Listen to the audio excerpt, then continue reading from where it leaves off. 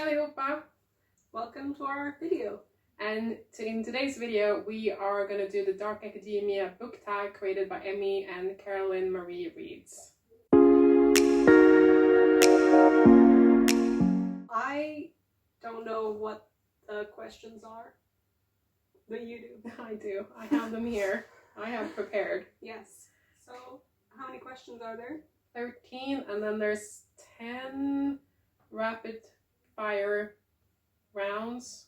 Great. Let's get started. Yes, that's it. Okay. What is your favorite academia or dark book and movie?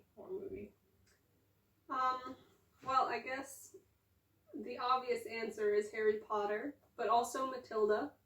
Of course. That's Dark Academia. No. For me, so Secret History, If We Were Villains, Wishes, Truly Devious, Ninth House, Frankenstein. And as for movies, Frankenstein.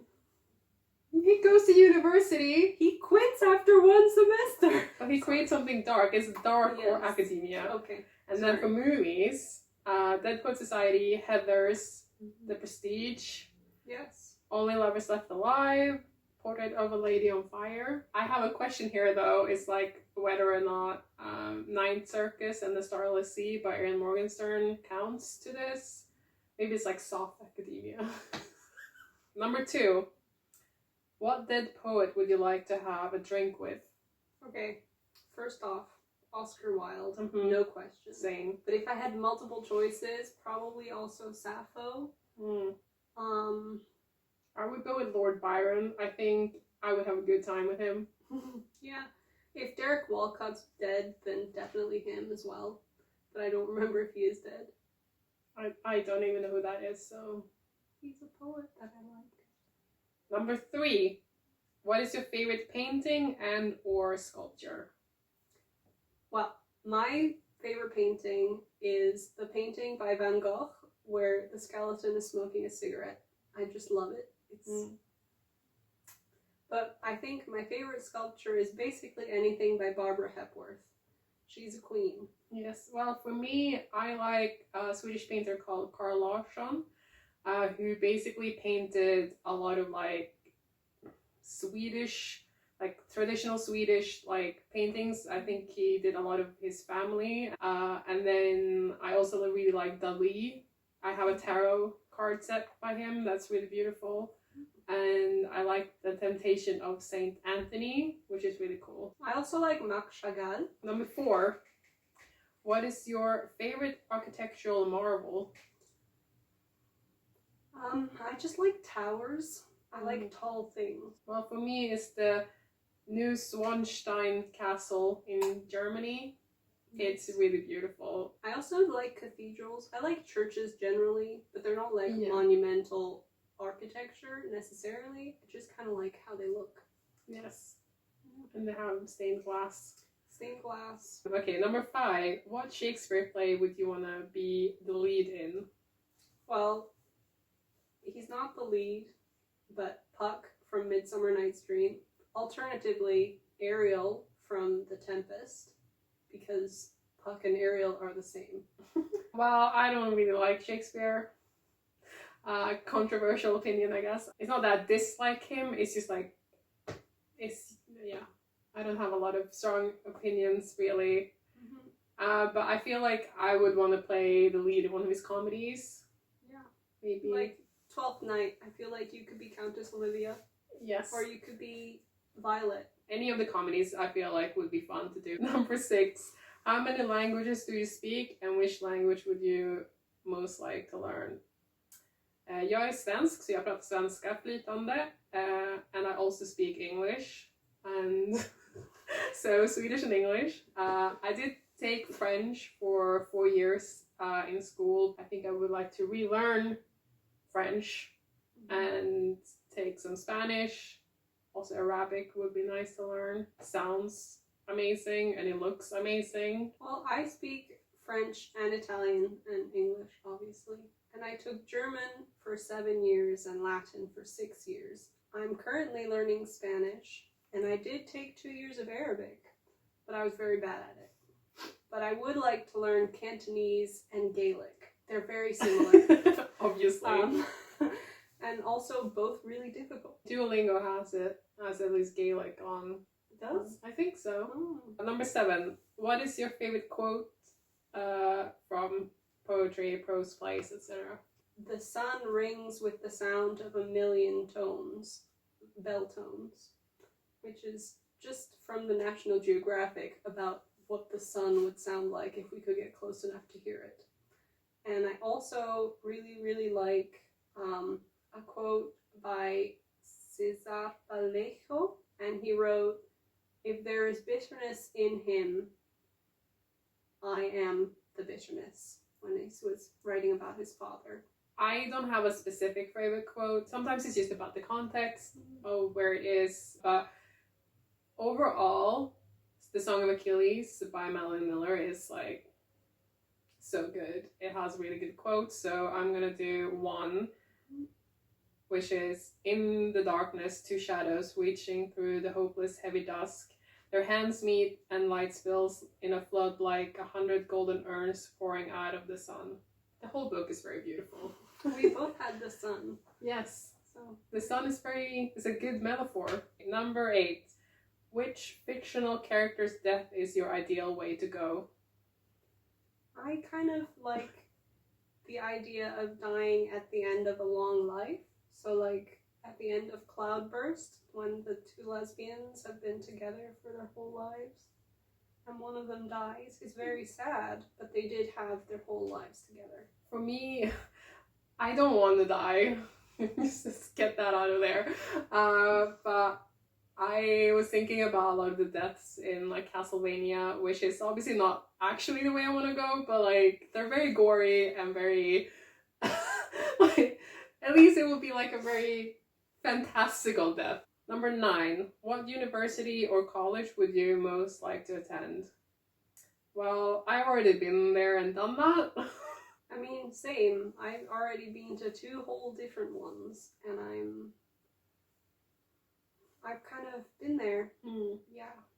But I feel like if I really could like go back and like do my degree again, it would be cool to do it in like New York. So I did a degree in screenwriting, so it would be cool to do a degree in film at like a very prestigious film school. Number 10. What is your murder weapon or murder method of choice?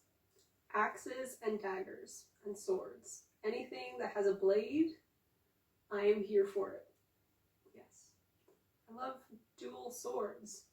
Gimli's axe. Daggers you can conceal in your sleeves. They're my sleeves. Well, for me, like poison would be kind of cool because of the technique. You have to like think about like what you need to use, like what the chemical compounds are. Yeah, exactly, and how much to use or how little to use. Otherwise, if like at my last, like I need to kill this son of a bitch, strangulation. You know when they use like a belt or something and they just like strangle someone? It's horrifying. It's horrifying, but I feel like at least it's like I have to use my core strength. You know, if it's me or the other person. I guess. I mean, I don't actually want to murder someone, but you know, this is like in the theoretical. Number 11. What mythology would you most like to be a part of? Norse mythology, all the way. I think I would like to be in Greek mythology so I can tell Zeus to shut the fuck up and stop assaulting people. Only for that. Also so I could hang out with like Hades and Persephone.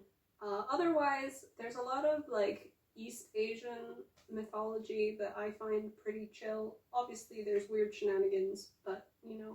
That's just the mythology in general. Yeah, but I could like chill in a cave with the moon goddess. Number 12. If you had to do a PhD, what would you choose to do it on?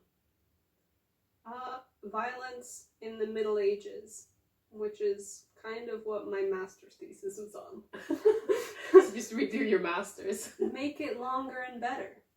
I was a child when I did my master's. I was an adult, but I was a child adult. So now I am older and wiser, and I can write a better thesis. Yes. Well, I guess I would do mine on film, so I can be a film doctor, which would be kind of cool. Yeah. Or like gender studies, maybe would be kind of fun, or like mix the two. Okay, number 13. Which fictional character would you die for?